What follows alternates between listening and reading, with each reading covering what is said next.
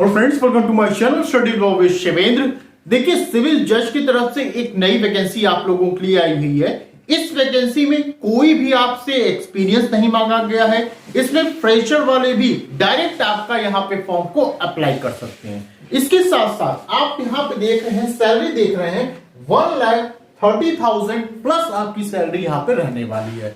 अभी मैं कुछ देर में आपको ये बताऊंगा कि ये सिविल जज की वैकेंसी कहां पर आई हुई है। इससे पहले हम क्लास के विषय में बात कर लेते हैं। यदि आप किसी भी स्टेट जुडिशरी की प्रिपरेशन कर रहे हैं और क्लास को ज्वाइन करना चाहते हैं तो आप मुझे बताए गए नंबर पे कॉल या व्हाट्सएप के माध्यम से क्लास को ज्वाइन कर सकते हैं। साथ ही साथ ये हमारा टेलीग्राम ग्रुप है शिवेंद्र लॉ स्टडी के नाम से, इसको भी आप ज्वाइन कर सकते हैं। चलिए अब बात करते हैं वैकेंसी के बारे में।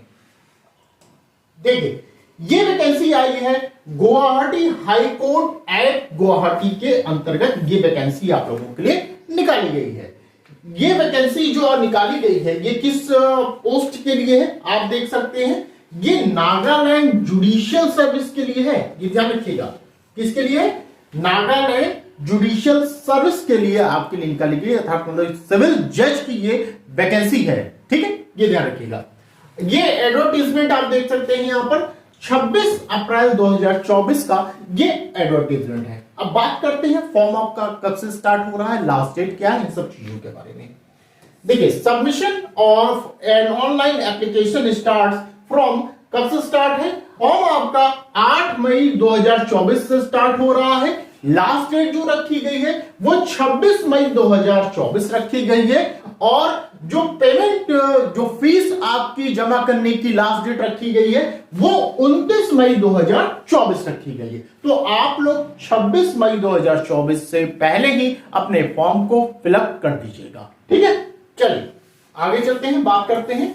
देखिए, यहां पे सैलरी की बात की गई, ये आप देख रहे हैं सैलरी यहां पे बताई गई है। जो पर मंथ आपकी सैलरी रहने वाली है वो 77,840 से लेकर 1,36,520 तक आपकी सैलरी रहने वाली है। क्लियर? चलिए अब बात करते हैं वैकेंसी के बारे में। टोटल हमें कितनी पोस्ट देखने को मिलेगी? तो यहां पे जो टोटल पोस्ट बताई गई है वो 12 बताई गई है। 12 वैकेंसी पूरी आपकी निकाली गई है। इन 12 वैकेंसियों में जो ओपन कर गई हैं इनके लिए 2 है। Reserve for indigenous inhabitants of Nagaland के लिए 6 है। रिजर्व फॉर कोनेट ट्राइब के लिए 1 है। रिजर्व फॉर फोन ट्राइब के लिए 1 निकाली गई है। रिजर्व फॉर संटन ट्राइब के लिए 1 निकाली गई है। वहीं पर रिजर्व फॉर चकहंसन ट्राइब के लिए 1 निकाली गई है। टोटल आपकी 12 वैकेंसी यहां पर निकाली गई है। एलिजिबिलिटी क्राइटेरिया की बात कर ली जाए तो यहां पे बताया गया है कि आपके पास लॉ की डिग्री होनी चाहिए। वो लॉ की डिग्री चाहे आपने 3 साल का एलएलबी किया है, चाहे आपने 5 साल का एलएलबी किया है। उसके साथ साथ यहां पे ये एज के विषय में भी बताया गया है। ये आप बी नंबर पे देख रहे हैं। यहां पर एज के विषय में कहा गया है मैक्सिमम जो एज रहने वाली है वो 38 ईयर्स रहने वाली है, 38 साल रहने वाली है। ये किसके लिए है? ध्यान रखिएगा, ये एससी और एसटी वर्ग के लोगों के लिए है 38 ईयर्स।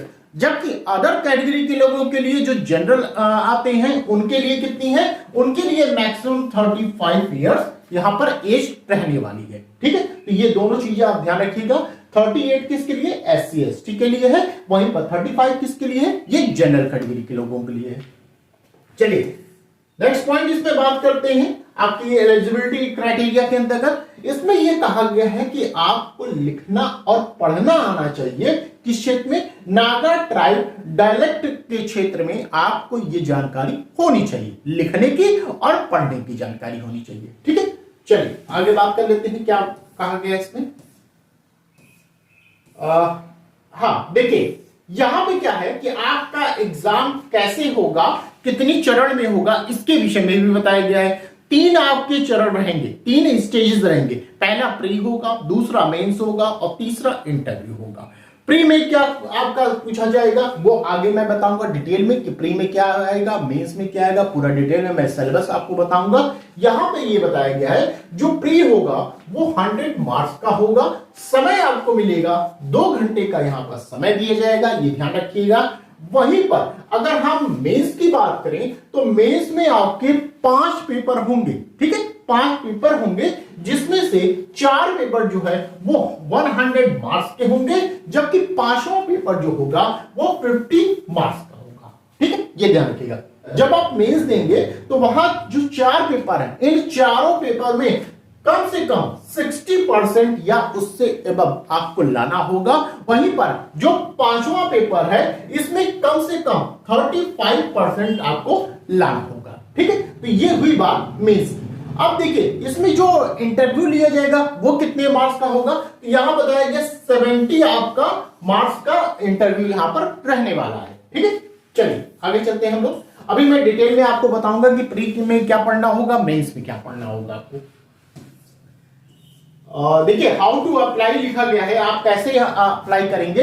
ये इनकी एक वेबसाइट है, ये आप वेबसाइट देख रहे हैं, वेबसाइट है www.ghconline.government.in। यहां पर जाएंगे तो ये पूरा आपका नोटिफिकेशन मिल जाएगा।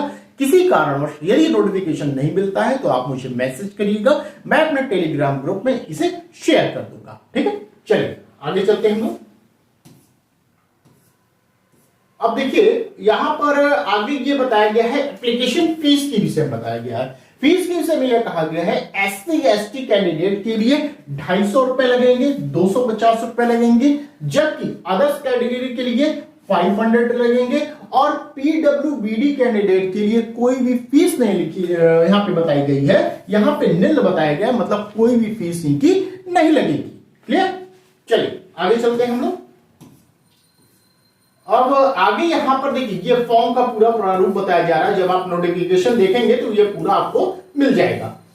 ये देखिए, ये syllabus of examination for direct recruitment in grade 3 Nagaland judicial service 2024, इसके विषय में ये पूरा बताया जा रहा है। ये सिलेबस है आपका पूरा।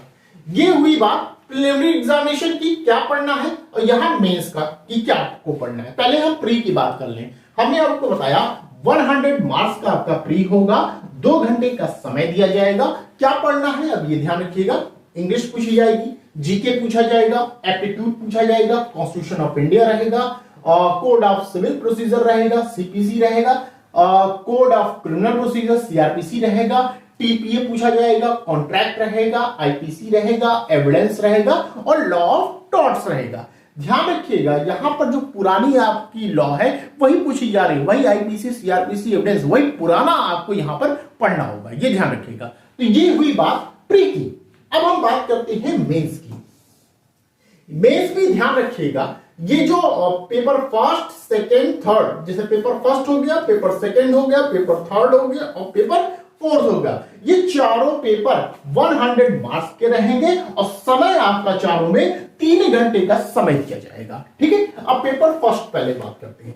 पेपर फर्स्ट जो है ये इंग्लिश पूछा जाएगा। इंग्लिश में आपको 3 चीजें पूछी जाएंगी, ऐसे राइटिंग पूछा जाएगा, प्रेसी राइटिंग पूछा जाएगा, और ग्रामर रहेगा। ठीक है, इसके साथ साथ पेपर सेकंड जो है ये जीके का पोर्शन रहेगा, इसमें ऑब्जेक्टिव टाइप क्वेश्चन पूछे जाएंगे, और सेकंड आपका एप्टीट्यूड टेस्ट लिया जाएगा। ठीक है, थर्ड पेपर जो रहेगा इसमें 4 चीजें पूछी जाएंगी, कॉन्स्टिट्यूशन ऑफ इंडिया पूछा जाएगा, कोड ऑफ सिविल प्रोसीजर पूछा जाएगा, ट्रांसफर ऑफ प्रॉपर्टी एक्ट पूछा जाएगा, एंड लास्ट में इंडियन कॉन्ट्रैक्ट एक्ट पूछा जाएगा। ठीक है, एंड लास्ट पेपर फोर्थ में आपके यहां भी 4 चीजें पूछी जाएंगी, आईपीसी रहेगा, सीआरपीसी रहेगा, एविडेंस रहेगा, और टॉर्ट रहेगा।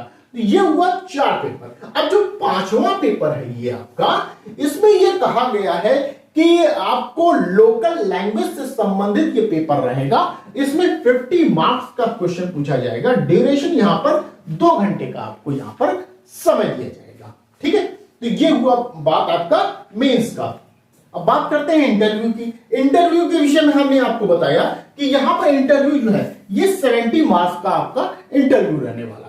तो इस तरह ये पूरे नोटिफिकेशन के बारे में हमने आपको बता दिया, जो कि गुजरात हाईकोर्ट एक्ट गुवाहाटी के द्वारा यहां पे निकाला गया था। आई होप मेरे द्वारा बताई गई जानकारी आपको पसंद आई होगी। यदि ये जानकारी आपको पसंद आई है तो प्लीज वीडियो को लाइक कर दीजिएगा, शेयर कर दीजिएगा, और चैनल पे यदि आप नए हैं तो चैनल को सब्सक्राइब कर दीजिएगा। तो बस आज के लिए इतना ही, फिर मिलते हैं नेक्स्ट वीडियो में।